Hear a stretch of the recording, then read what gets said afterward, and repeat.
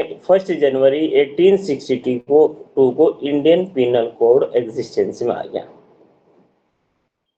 अब 1862 को एग्जिस्टेंस में आ गया। अब जो है भारत अपने आज़ादी के 75 वर्ष मना रहा था।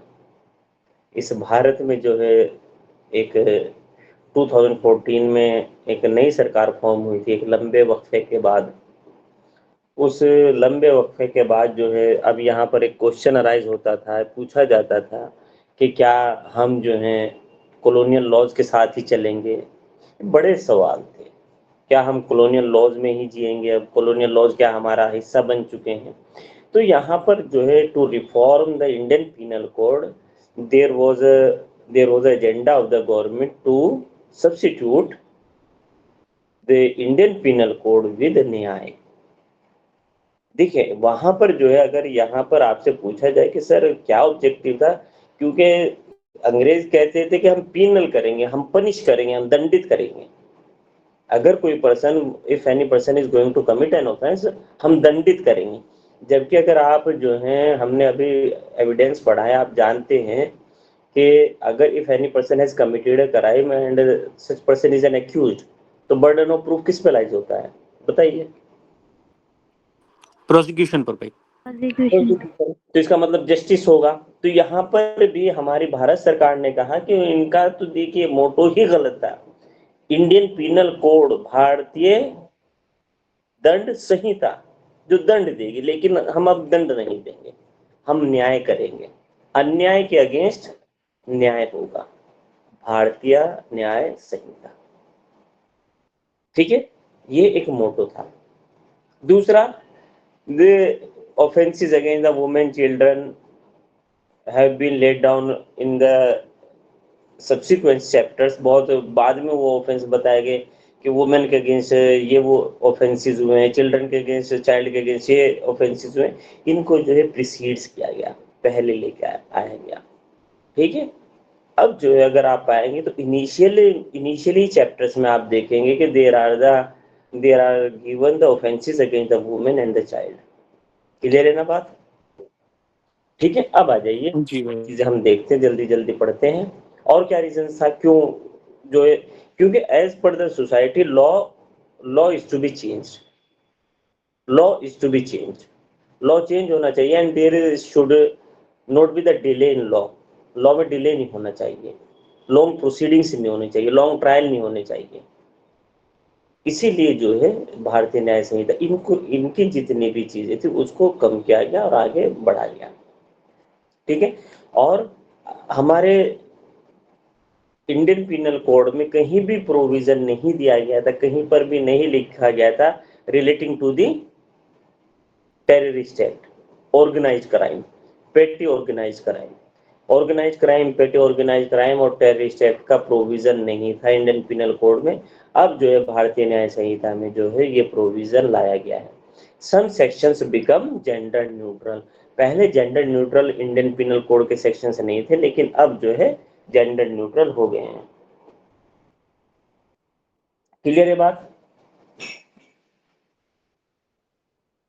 जी भाई। ठीक है ना, अब आ जाइए, बहुत जल्दी जल्दी हम आगे बढ़ते हैं। The cardinal principle of penal law, cardinal principle of the criminal justice system: no person can be held guilty unless his mind is guilty।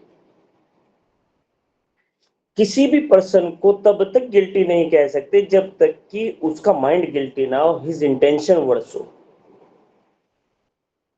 If a person does not have intention to commit an offense and the act has been done which commits an offense, suppose करिए एक person of unsound mind है, person of unsound mind जो है attack to be in the consequence of the unsoundness में वो जो है B के ऊपर अटैक करता है, बी को जो है इंजरी कॉज हो जाती है, ग्रीवियस हर्ट हो जाता है।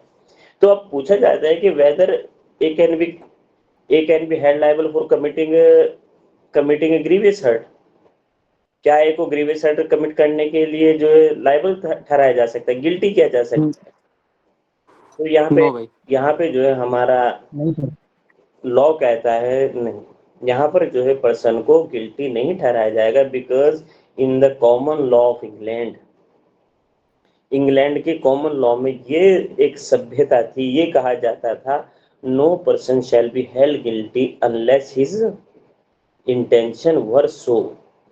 Therefore there were two maxims, दो मैक्सिम्स थी वहां, क्या क्या थे नाम बताइए?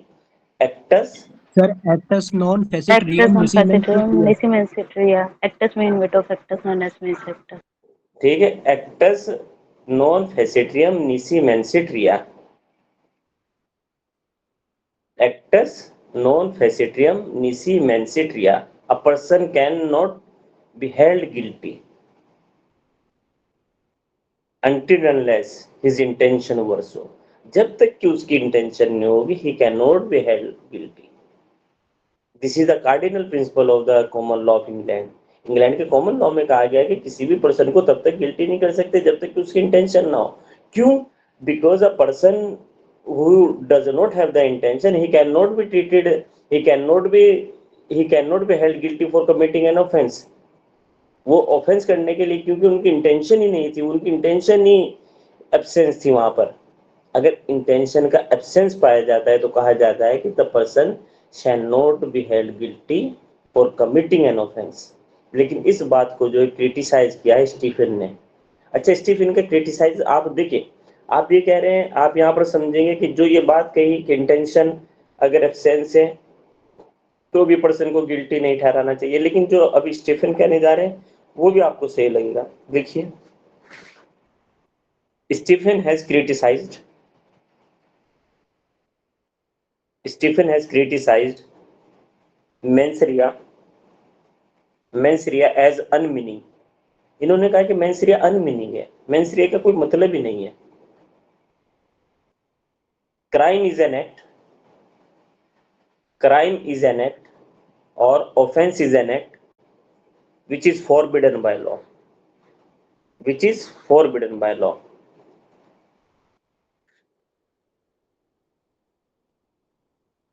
ठीक है, which is forbidden by law. अब देखिए, ये कह रहे हैं कि ऑफेंस तो एक ऐसा एक्ट है जो फॉरबिडन बाय लॉ है।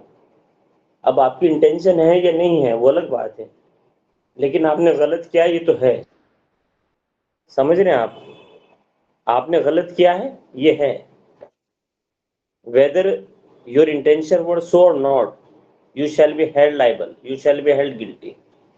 ठीक है, तो कौन सी मैक्सिम है? तो यहां पर देखिए, इंग्लिश प्रिंसिपल हम पढ़ते हैं, इंग्लिश प्रिंसिपल का कार्डिनल प्रिंसिपल है मेंस रिया। मेंस रिया में क्या कहा? एक्टस नॉन फेसिट्रियम निसी मैंसिट्रिया,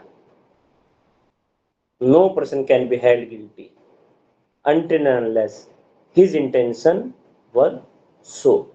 तब जब तक कि उस पर्सन की इंटेंशन नहीं होगी he can not be held liable. This is the cardinal principle of law of England and the common law in England. England में ये नियम था, बताया गया कि किसी भी पर्सन को तब तक के गिल्टी नहीं ठहराएंगे जब तक कि उसकी इंटेंशन नहीं होगी, और अगर तब उसकी इंटेंशन होगी तो ही shall be held liable. Question अब ये राइज हुआ, यहाँ पर कॉन्फ्लिक्ट ये आया कि आप ये बताइए, when there is an statutory law, अगर कोई स्टैट्यूटरी लॉ है, स्टैट्यूटरी लॉ में जो है कहा गया कि इंटेंशन की जरूरत नहीं है और आप कह रहे हैं कि इंटेंशन जरूरी है, तो स्टैट्यूटरी लॉ प्रिवेल करेगा कि मेंस रिया प्रिवेल करेगा? समझ रहे हैं बात को क्या कहना चाह रहे हैं? Are you getting the point? जी भाई जी। पहला पॉइंट है कि स्टैट्यूटरी लॉ कह रहा है कि there are certain offences, if a person has committed these certain offences no mens rea is required, though he has no mens rea but the person shall be held guilty। Mains रिया ना भी हो तो भी guilty ठहराया जाएगा। Second part पे कह रहा है कि सेकंड पार्ट कह रहा है कि अगर मेंस रिया होगा तो ही गिल्टी होगा, अदरवाइज गिल्टी नहीं होगा। तो अब यहाँ कॉन्फ्लिक्ट आ गया स्टैट्यूटरी लॉज में और मेंस रिया में। तो नाउ द क्वेश्चन इज, लिख लीजिए, now the question is whether the doctrine of mens rea is well applicable in statutory laws. समझ रहे हैं ना स्टैट्यूटरी लॉज क्या है? टीआर के समझ आ रहा होगा तो? Yes, sir. Yes, sir. आवाज बदली है आज। सर आपको लगेगी आज। हैं? अच्छा, वो तो समझ आया हुआ है ना। चलिए, इसीलिए चलिए, स्टैट्यूटरी लॉ, मेंस rea इन स्टैट्यूटरी लॉज लिखिए। It was well established rule in England. It was well established rule in England that mens rea is essential. Mens rea is essential ingredient of common law. Mens rea is essential ingredient of common law, but there is some uncertainty regarding but there is some uncertainty regarding applicability of mens rea in statutory offences. In statutory offences. अच्छा, समझ गए। अब mens rea क्या कह रहे हैं कि वो कह रहे हैं कि अब बताइए, मेंसरिया आपने कह दिया कि it is a cardinal principle of common law of England, no person shall be held guilty unless his intention were so. किसी भी पर्सन को तब तक गिल्टी नहीं ठहराया जाएगा जब तक कि उसकी इंटेंशन ना हो। अब क्वेश्चन आता है, अब क्वेश्चन पूछा जाता है, a person has been charge for kidnapping a child where there is a girl who has attained the age of 16 year, 16 year की एज अटेंड कर चुकी थी, एक गर्ल थी, and she has voluntarily accompanied with a person, accused person, and she had been living voluntarily with him, voluntarily रहती थी accused के साथ, and then accused was charged for committing an offense of kidnapping. Though he did not intend to kidnap her because she loved her. वो उसको प्यार करती थी, इसलिए वो उसके साथ रहने लगी। वो कहने लगी, आई एम सफिशिएंट मैच्योर, मैं अच्छी हूँ, मुझे देखिए, मैं इतनी अच्छाई और बुराई का ख्याल जानती हूँ कि कौन अच्छा है कौन बुरा है, and I am with him, and I am with my own knowledge. उनके साथ में रह रही हूँ और वॉलंटरीली रह रही हूँ, इनवॉलंटरीली नहीं। ये सब उसने कहा,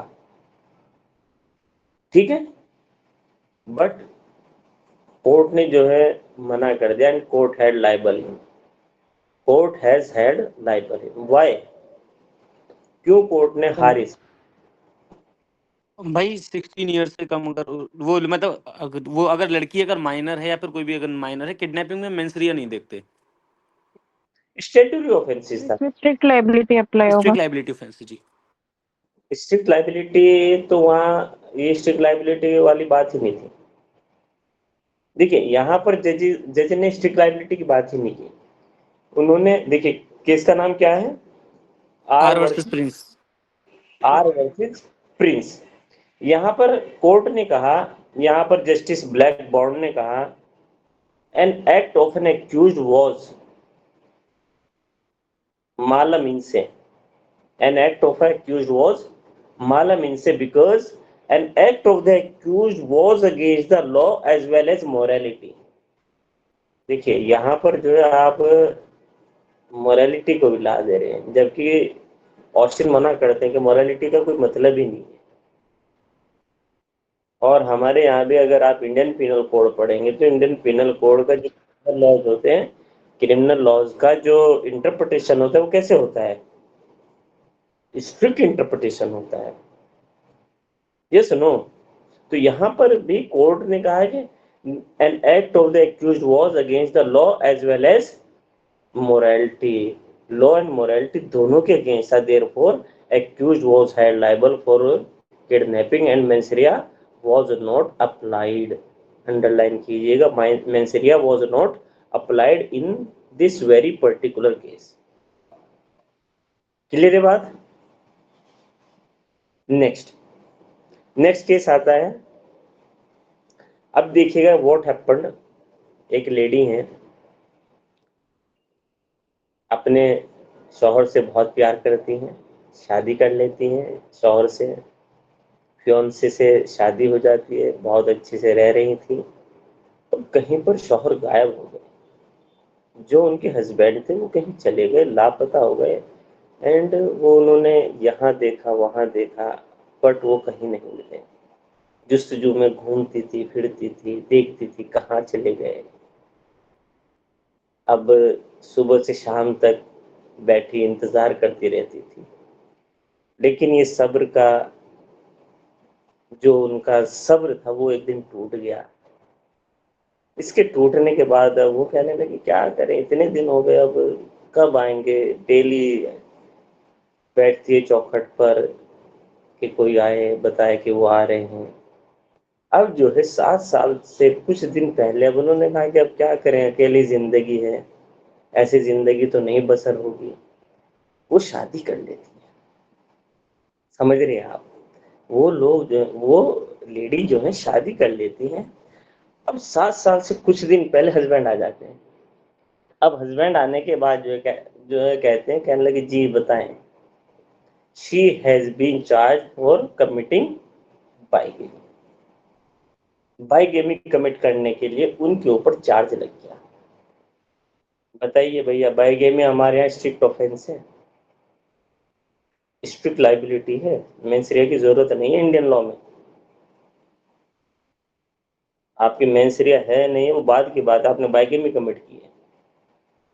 समझ रहे हैं आप? फ्री में सवाल पूछे जाते हैं, किस में इंटेंशन की जरूरत नहीं है, बाइगेमी में नहीं है।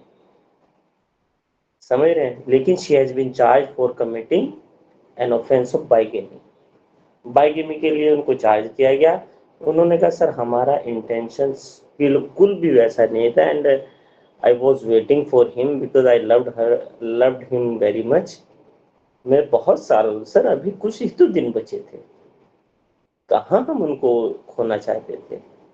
कुछ दिन पहले तो हमने शादी की, बट उनकी इस जो प्ली थी, जो इन्होंने कहा कि सर हमारा मेंसरिया नहीं था, कोर्ट ने उनके मेंसरिया की प्ले को जो एडमिट किया, and she have been acquitted for certain charge with which she has been charge. जिसके लिए उनके ऊपर चार्ज लगा था उसके लिए उनको एक्विट कर दिया गया।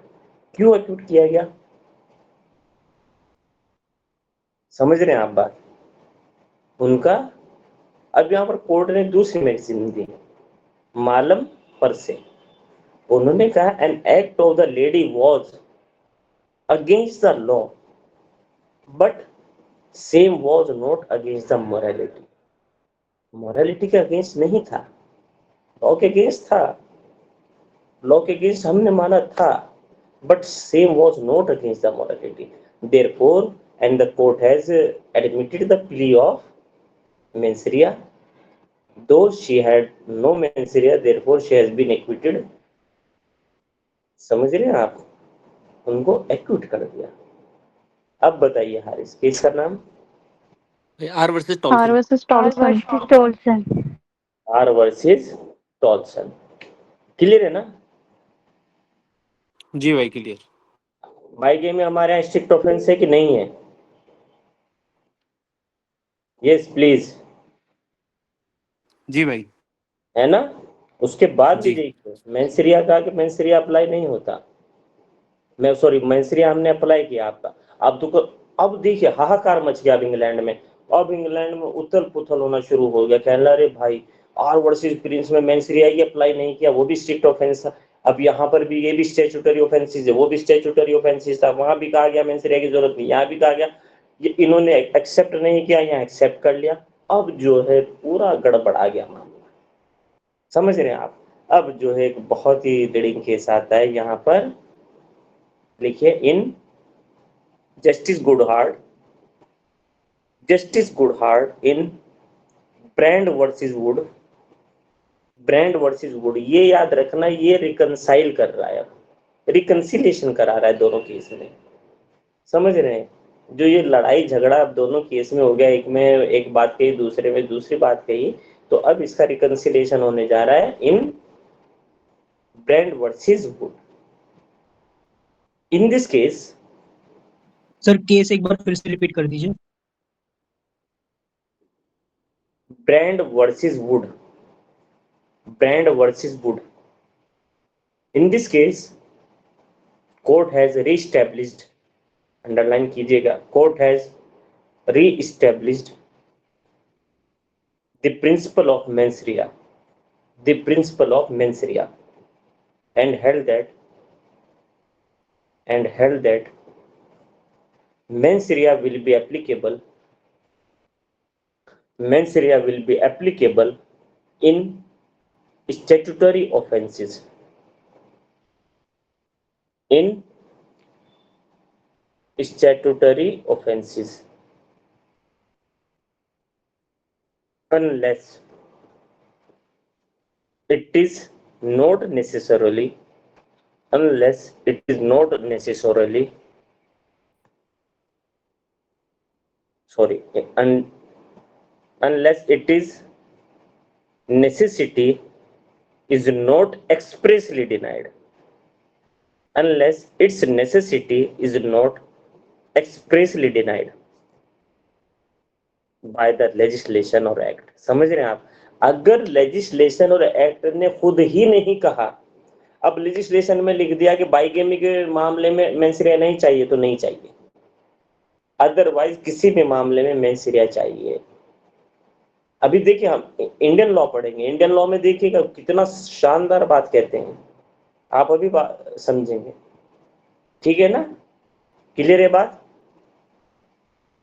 जी भाई क्लियर. Yes, sir. इससे पहले एक और केस आता है, Sherras versus De Rutzen. What was happened in this case? Tazeen Raza Khan, क्या हुआ था इस केस में?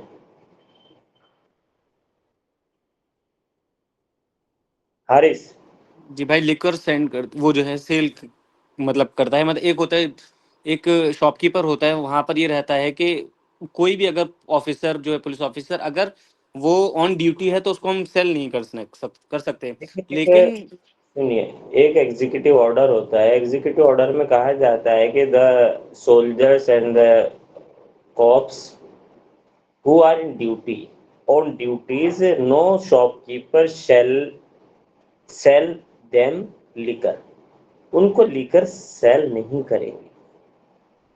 उन क्या कहा कि जो भी ऑन ड्यूटी पुलिस ऑफिसर से पुलिस वाले हैं, उनको कोई भी शॉपकीपर ऑन ड्यूटी नाइट में क्या नहीं करेंगे? लिकर सेल नहीं करेंगे. क्या हुआ, एक दिन शॉपकीपर के पास एक, याद रखिएगा, ऑफ ड्रेस गए, याद रखिएगा, ड्रेस में नहीं गए, ऑफ ड्रेस गए और जाके लीकर ले लिए. अब लीकर लेने के बाद शॉपकीपर के अगेंस्ट केस होता है for selling and for violating the executive order. Executive order के वायलेशन पर उनके ऊपर केस होता है. He has been charge for selling a liquor to on duty police officer. He has pleaded that, sir, I did not have any intention to sell them because I did not recognize them. I did not recognize him as whether he was police officer or a ordinary person. If he was a police officer, then I cannot sell them. I cannot sell him because he was an ordinary person. He came to me with no tag. उन्होंने यहाँ specific लिखा, sir, he did not carry the name plate.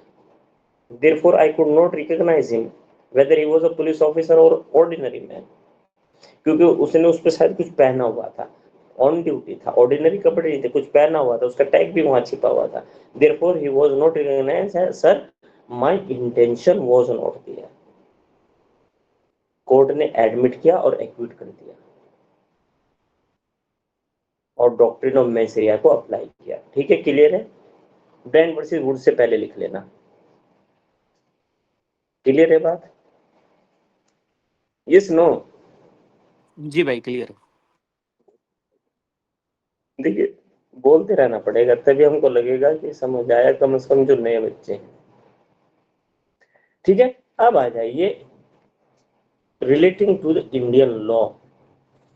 अब Indian law में whether mens rea is applicable under the Indian penal code और भारतीय न्याय संहिता. क्या भारतीय न्याय संहिता और Indian penal code में whether the doctrine of menseria is applied. क्या कहता है menseria का मतलब क्या है? Actus non facetium nisi menseria. No person can be held liable for committing an offense until and unless his mind guilty. जब तक कि उनका माइंड गिल्टी नहीं होगा किसी भी पर्सन को जो है गिल्टी नहीं ठहराया जाएगा। समझ रहे हैं बात? तो whether this doctrine applicable under the Indian penal code, क्या इंडियन पिनल कोड में अप्लाई होता है, क्या भारतीय न्याय संहिता में अप्लाई होता है? तो लिखिए according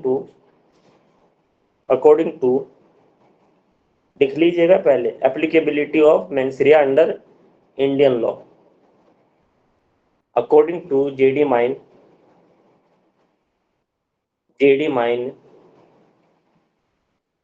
Ratan Lal and Dr. Gore. They have taken a view that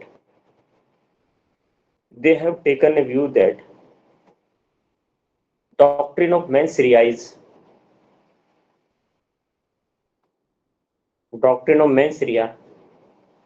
under Indian Penal Code under IPC/BNS is wholly out of place. Because every offense is defined and definition of its states what are the requirements for that particular act or offense. What are the requirements for that particular offense? समझ रहे हैं? Theft है, theft के लिए जो है एक definition दे दी गई, थेफ्ट के एक सर डेफिनेशन, रिपीट करिएगा। रुकिए, थेफ्ट की एक पर्टिकुलर डेफिनेशन दे दी गई 378 आईपीसी 303 भारतीय न्याय संहिता में बता दिया गया। अब वहां एसेंशियल एलिमेंट दे दिए गए कि कौन पर्सन होगा, कैसे ऑफेंस होगा, किस तरीके से होगा। तो वो कह रहे हैं कि जब सभी ऑफेंसेस की डेफिनेशन दे दी गई, उन डेफिनेशन में स्टेट्स कर दिया गया कि what are the essential element of the offence, अगर कोई ऑफेंस कमिट करना है तो what are these essential elements, तो उनके बिना मेंसरिया कहाँ ढूंढ रहे हैं आप? देखिए बात तो बहुत जानदार है, समझ रहे हैं आप? बात तो इनकी बहुत जानदार है। लिखिए, Sir J.D. Mine, Ratan Lal and Dr. Gore have taken the view that doctrine of mens rea under Indian Penal Code and Bharatiya Nyaya Sanhita is wholly out of place. Every offence is defined and defined of its states. What are the requirements for that particular offence? Hence, they denied the applicability of mens rea under Indian Penal Code / Bharatiya Nyaya Sanhita. But it is not wholly true. But it is not absolutely true. Because mens rea has been applied under the IPC and BNS/BNS in two ways में define की गई है। Number 1, like by using a words like dishonestly, fraudulently, negligently and recklessly. Dishonestly, fraudulently, negligently, recklessly. Second, chapter 4 and 3 of IPC and BNS respectively, where there is a presumption of absence of mens rea.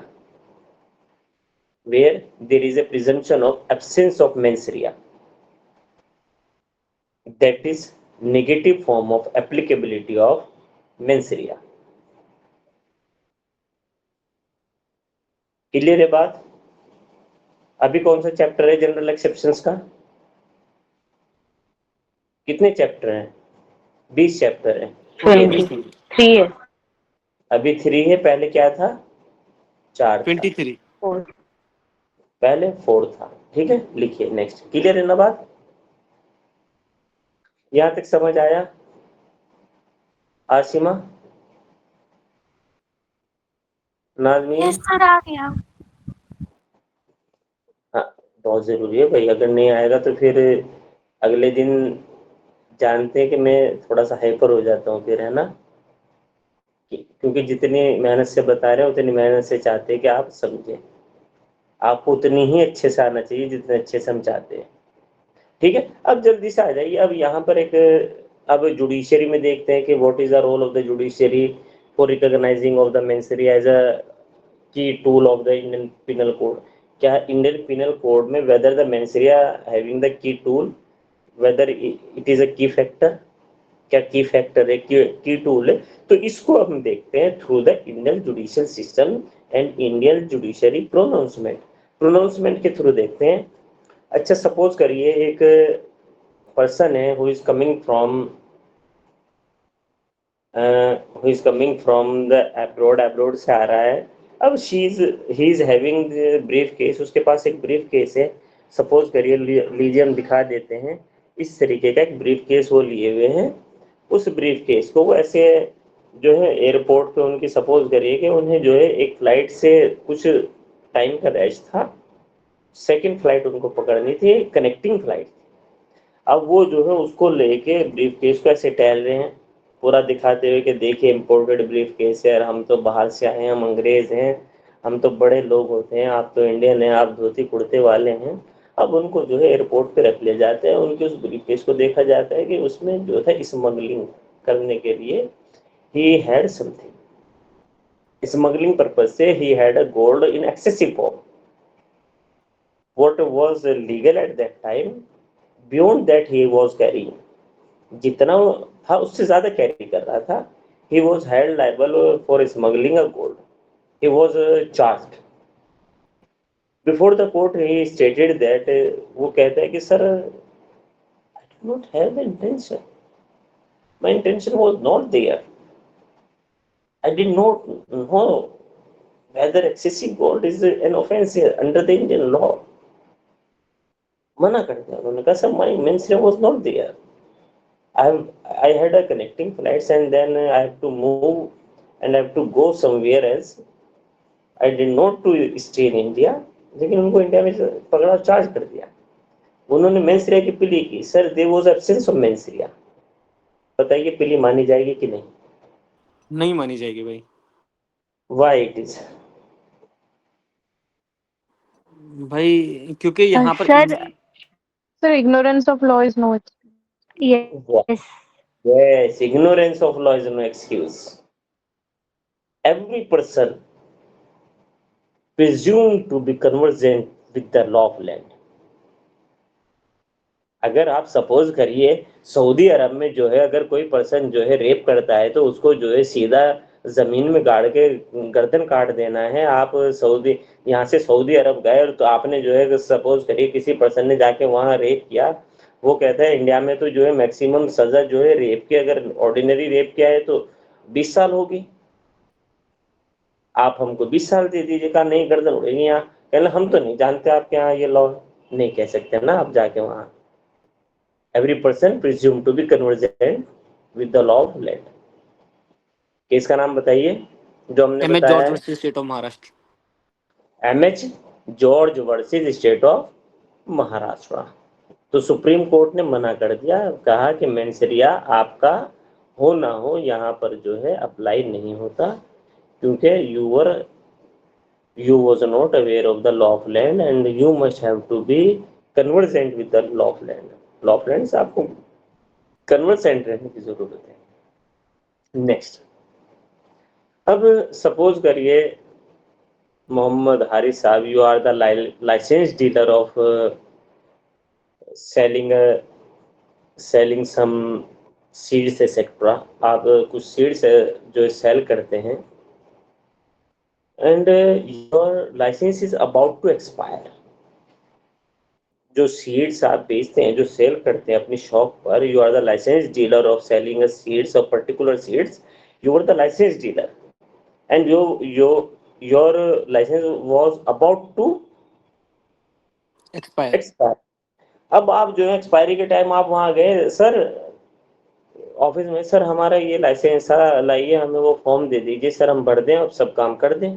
वो गए, आपने form लिया, कहना sign wine किया, आपने fees दी, उनको देके sir हमारा कर दीजिएगा ना। है, हाँ हाँ हाँ आपका हो जाएगा, आप जाइए, आपको काम कीजिए, ठीक है, आप जाइए, आप काम कीजिए, आपका हो जाएगा। और आप सर हमारे ना 10 दिन बचे हैं सर, फिर एक्सपायर, हाँ हाँ 5 दिन में आपका हो जाएगा, ठीक है। Excuse me.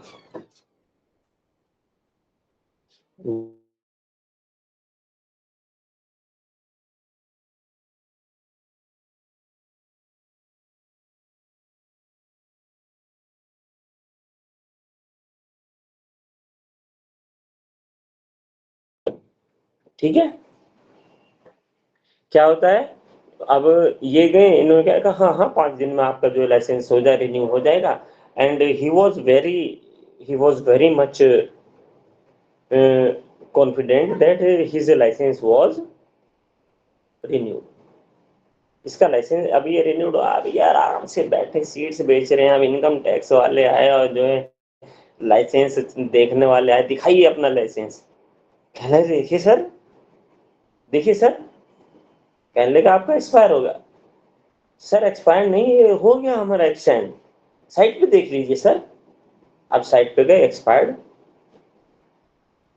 उन्होंने कहा सर हमारे साथ तो हमने ऐसा कहा था। इन्होंने कहा सर सच में हमारी बिल्कुल इंटेंशन नहीं थी कि हम जो है बिना लाइसेंस के सीट्स बेचें। सर हम तो 10 दिन पहले चले गए थे, 2 दिन का काम था, इन्होंने 5 दिन कहा था, हमको हो जाएगा। बताइए क्या मेंसरिया की जो कह रहे हैं कि सर एब्सेंस ऑफ मेंसरिया, सच में हमारे ऐसी इंटेंशन नहीं थी, हम कहाँ बेचना चाहते थे, हम तो चाहते ही नहीं थे ऐसा बेचना। सर हम तो लॉ अबाइडिंग पर्सन है, क्या होगा कि नहीं। एब्सेंस ऑफ मेंसरिया को कोर्ट मानेगी कि नहीं, आप ही बताइए, आप ही एक्यूज हैं। भाई नहीं मानेगी। मानेगी। सर मान लेगी। सर नाथूलाल वाला मानेगी। केस बताइए।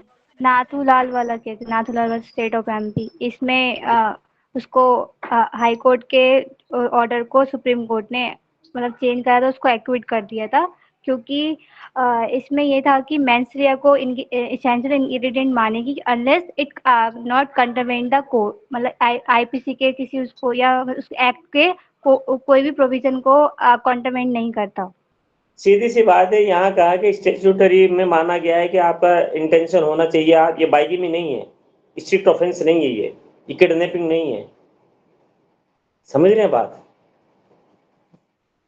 तो court Nathulal versus state of Madhya Pradesh, clear है ना बात।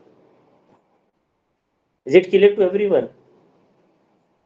मजा आना चाहिए देखिए क्लास में, जी मान भाई लिया क्लियर है। फिर क्या मतलब, यस सर। है ना। लिखिए, इन this case court has held that mensria held to be an essential ingredient, mensria held to be an essential ingredient of offenses unless contrary is shown in the act, unless contrary is shown in the act.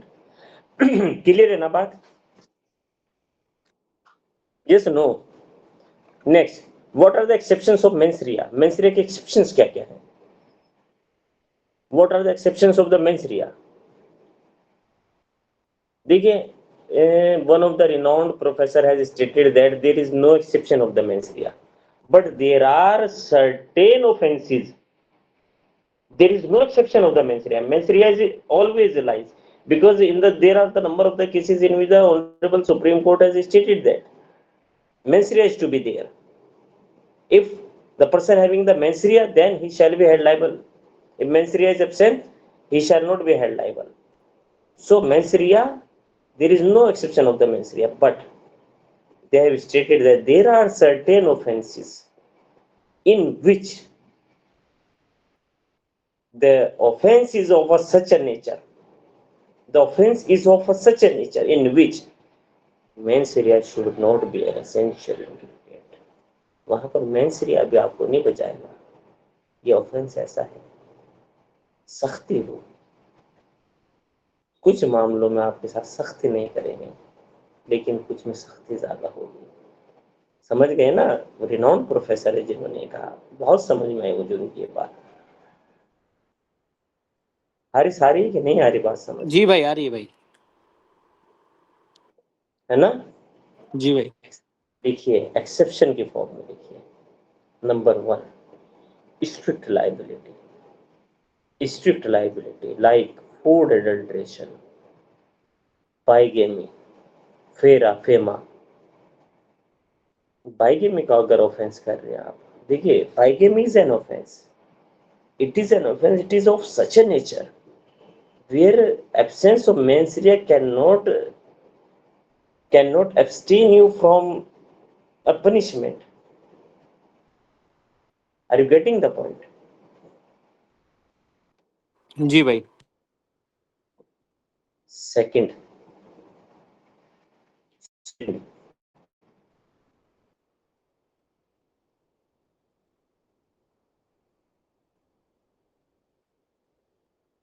morality and decency. Decency and morality.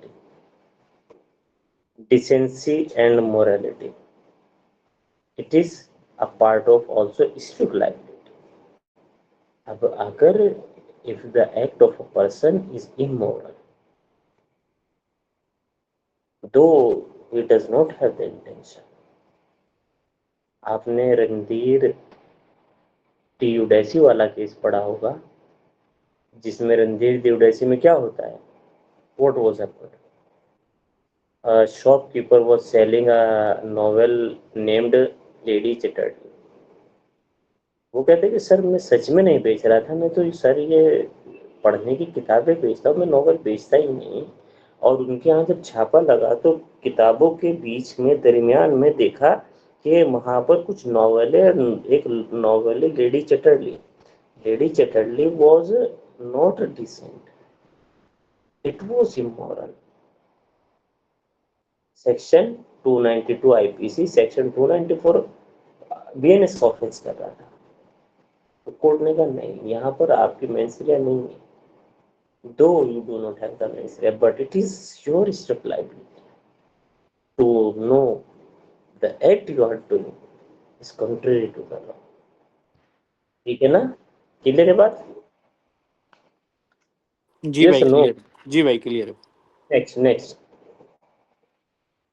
And there are some act also which comes under the purview of Water Act, Air Act, etc. Water Act, Air Act, etc.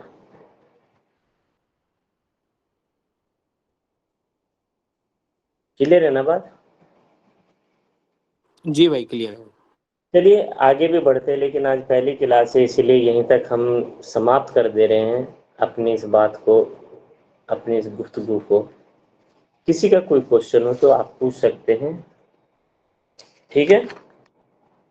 और जो है next हम पढ़ेंगे, देखेंगे absolute liability भी इसी का part है, वो स्ट्रिक्ट लायबिलिटी का. ठीक है ना? तो हम कल फिर मिलेंगे अपने नए टॉपिक के साथ.